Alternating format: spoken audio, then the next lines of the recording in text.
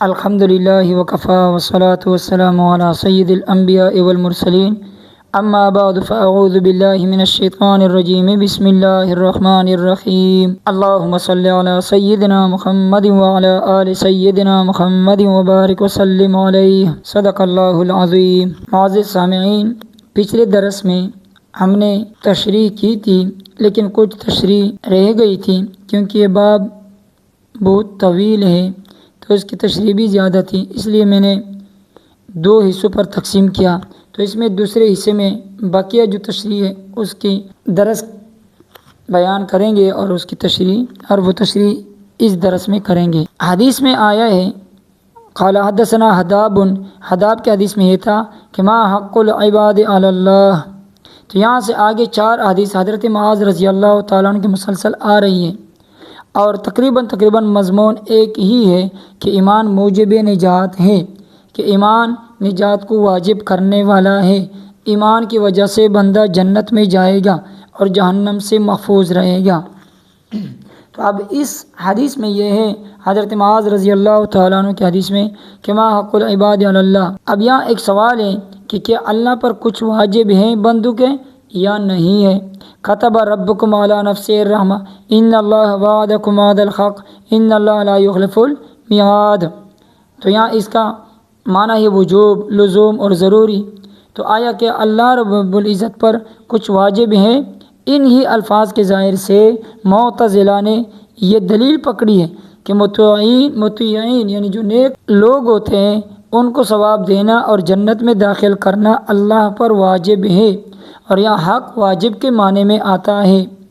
تو اس کے جواب یہ ہے معتزلہ کا کہ یہ ان کا دراصل اعتدال، عدم اعتدال اور اعتزال کا دکا ہے۔ حقیقت یہ ہے کہ اللہ پر کچھ بھی لازم نہیں۔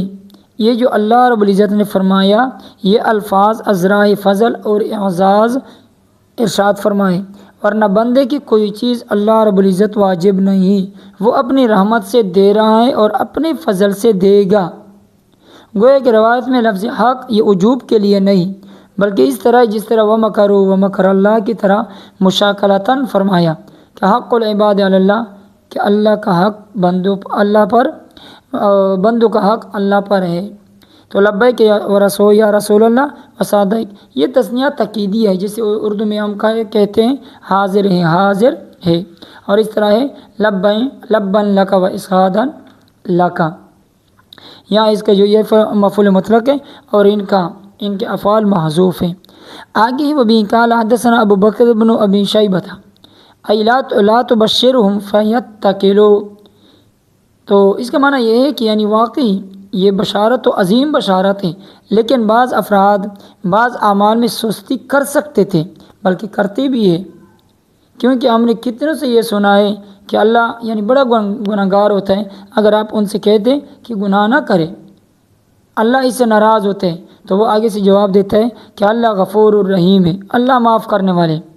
تو اس لیے فرمایا نبی علیہ الصلوۃ والسلام نے حضرت معاذ کو کہ انہیں لوگوں کو مت بتلاؤ۔ پھر آخر میں عمر میں کیوں بتائیں؟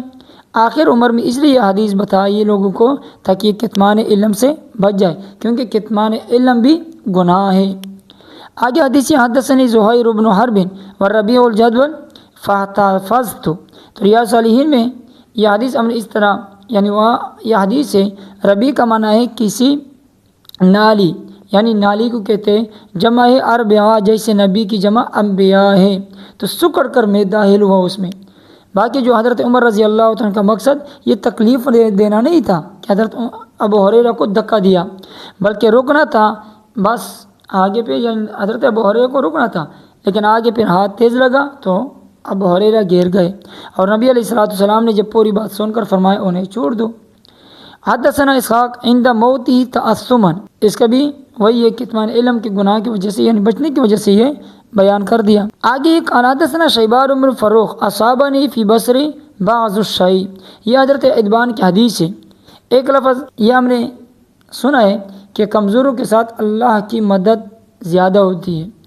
تو ہجرت بدر سے لے کر تقسیم ہندوستان تک کی جو تاریخ خود دہرا لیجیے آپ کہ یہ موزور صحابی ہے۔ ان کے روایت میں 3 صحابہ ہیں جمع حضرت انس، محمود اور اتبان رضی اللہ تعالی عنہم۔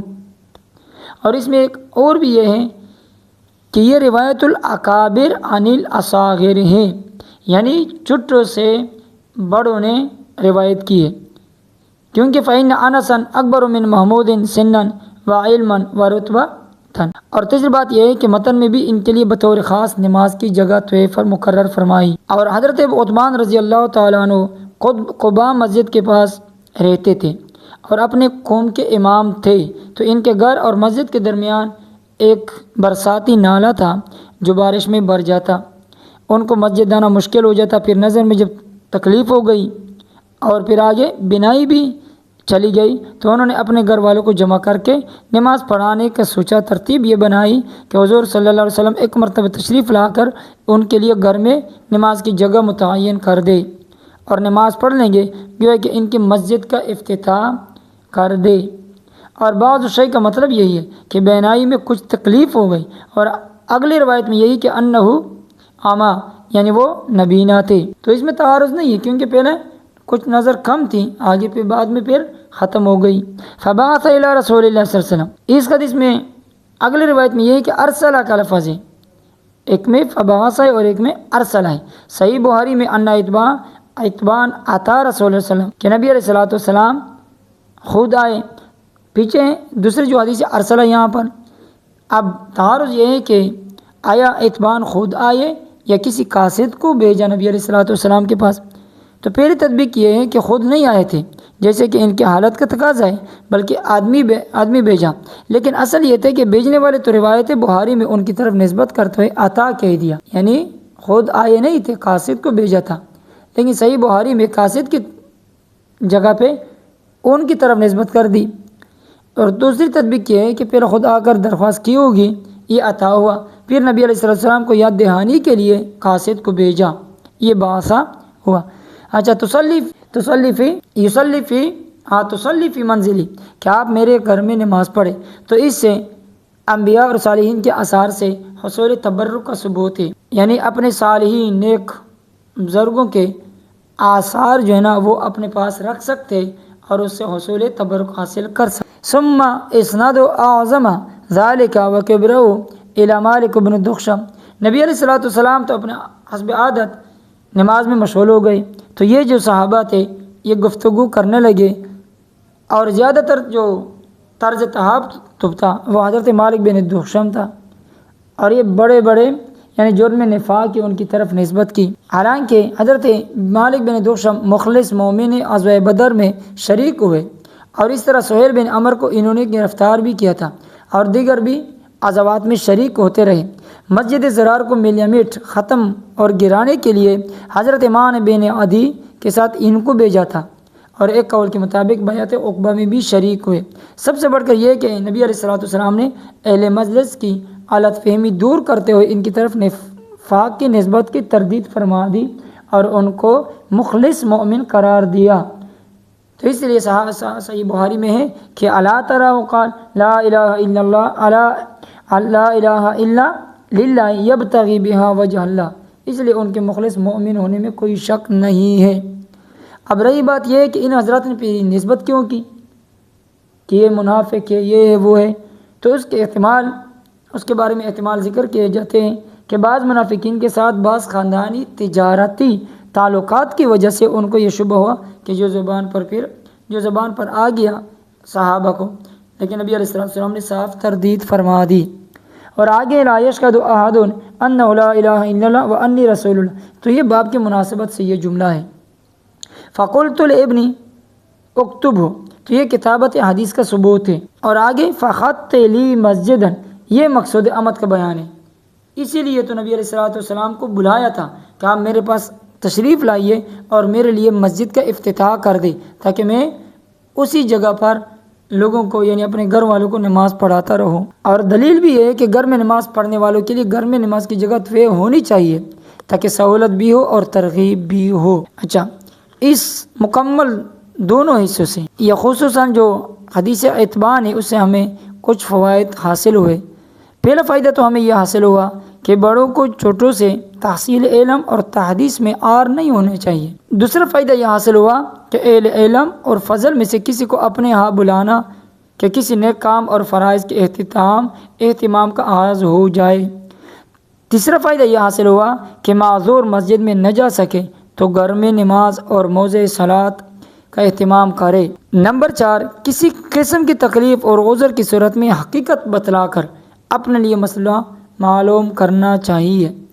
نمبر 5، کسی کے ہاں جاتے ہوئے مقتدا اپنے ساتھ احباب کو لے جا سکتا ہے، اس کے لیے اجازت ہوتی ہے۔ نمبر 6، کسی کے ہاں جانے کا وعدہ کر لیا تو اس کو پورا کرنا چاہیے، بلا عذر اس میں غلطی اور کمی نہیں کرنا چاہیے، کوتاہی نہیں کرنی چاہیے۔ نمبر 7، معذور اور مجبور اپنے گھر میں جماعت کے ساتھ نماز پڑھا سکتا ہے اور پڑھ بھی سکتا ہے۔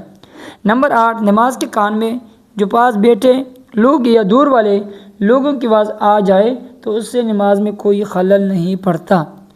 نمبر 9، جو کلمہ گو ایمان کی حالت میں مرا تو وہ ہمیشہ کے لیے دوزخ میں نہیں جائے گا۔ اور آگے نمبر 10، بعض احادیث اپنے ڈائری میں لکھنے کا معمول ہونا چاہیے، جس طرح کہ حضرت انس رضی اللہ تعالیٰ عنہ نے اپنے بیٹے سے لکھنے کا کہا تھا کہ آپ اس حدیث کو لکھو۔ تو آپ حضرات سے درخواست ہے کہ اس کو مکمل سنیں اور اگلا جو باب ہے، اگلا جو درس ہے اس کو بھی سنیں، کہ جو شخص اگلے درس میں انشاءاللہ یہ بیان کریں گے کہ جو اللہ کی رضا اور اللہ کی تسلیم پر راضی ہوا تو وہ ضرور حلاوت ایمان پائے گا۔ صدق اللہ العظیم۔